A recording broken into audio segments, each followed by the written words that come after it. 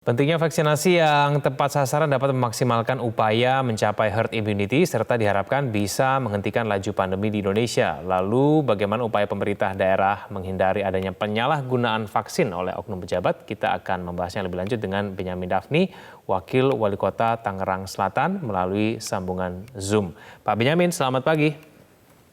Selamat pagi Mas Egan. Ya, Pak Benyamin, kemajuan vaksinasi di Kota Tangerang Selatan sendiri seperti apa? Apakah seluruh kelompok prioritas ini sudah mendapatkan vaksin, Pak Benyamin? Alhamdulillah, tahap pertama, dosis pertama bagi kurang lebih 8.901 tenaga kesehatan itu sudah selesai dan bahkan melampaui target yang divaksin sebanyak 9.803 atau 110%. Kemudian kami beranjak kepada TNI, Polri, dan ASN yang memberikan pelayanan publik. Dan itu juga masih berlangsung sampai dengan hari ini. Pendataan dilakukan oleh tiap-tiap organisasi perangkat daerah. Terdata sebanyak kurang lebih 59.107 sampai dengan tanggal 19 Maret yang lalu. Dan perjalanan vaksinasinya masih berlangsung. Kemudian kami juga sudah melakukan vaksinasi bagi para pedagang di pasar, kemudian juga para pelayanan toko, kemudian juga para pelaku pariwisata, dan itu masih berlangsung sampai dengan hari ini. Demikian Mas kira-kira. Baik, apakah ada target Pak Benyamin, kira-kira kapan nanti kelompok prioritas ini kira-kira akan selesai mendapatkan vaksinasi tahap kedua, dosis kedua begitu, sehingga kemudian mungkin akan lebih cepat menekan penyebaran COVID-19? Betul, kita harapkan pada minggu pertama bulan April itu ke target sasaran untuk kelompok-kelompok prioritas ini bisa kita selesaikan karena sudah kita ajukan ke Kementerian Kesehatan untuk mendapatkan vaksinnya melalui Dinas Kesehatan Provinsi Banten.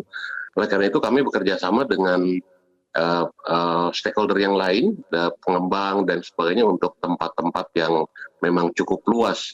Paling tidak kami sekali melaksanakan vaksin itu kurang lebih 1.000 orang, termasuk kelompok lansia juga sudah hampir selesai kita lakukan vaksinasi, Mas.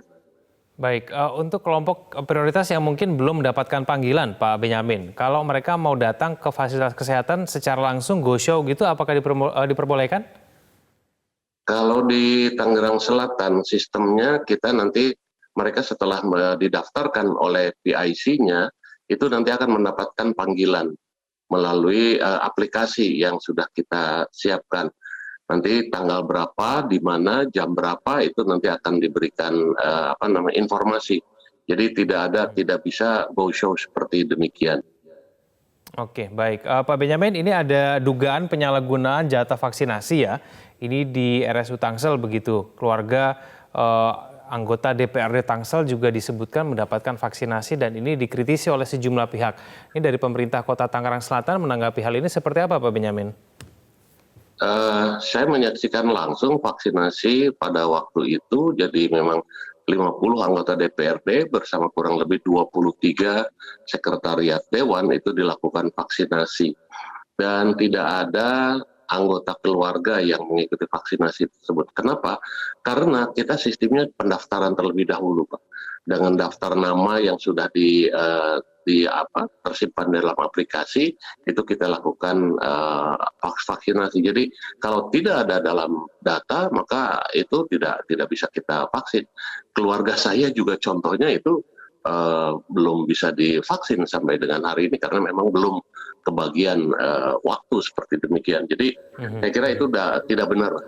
Saya bisa menjamin bahwa tidak ada anggota keluarga DPRD, kalaupun anggota keluarga DPRD akan divaksin, itu nanti berdasarkan pemberitahuan dan undangan disampaikan oleh aplikasi mereka.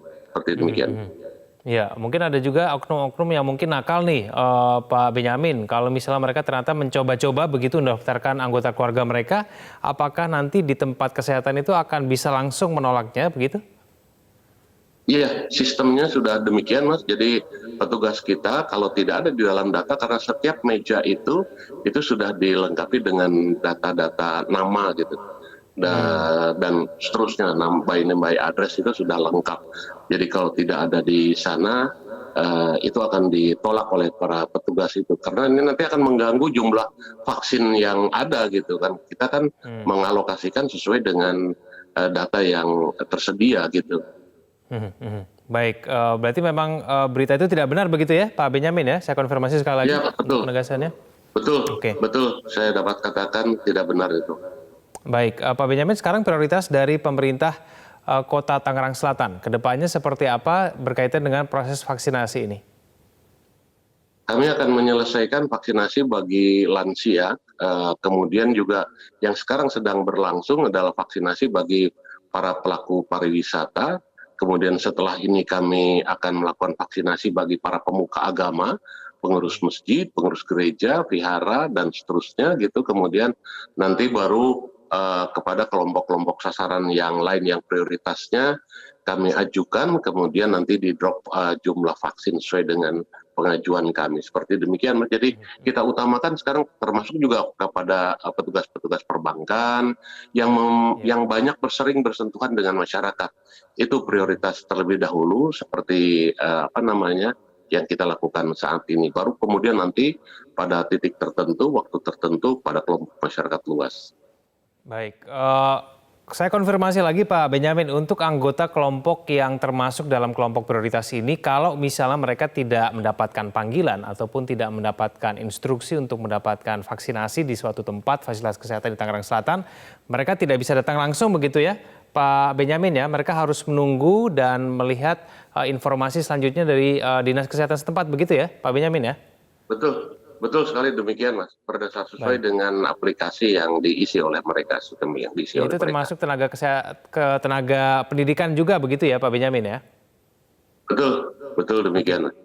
Baik, Pak Benyamin berkaitan dengan jatah jumlah vaksin Pak untuk Tangerang Selatan. Kedepannya apakah juga mencukupi mengingat antusiasme dari warga mungkin akan semakin tinggi untuk mendapatkan vaksinasi secepatnya? Kita sesuai dengan prioritas kelompok sasaran tadi selalu mengajukan ke Kementerian Kesehatan melalui Dinas Kesehatan Provinsi.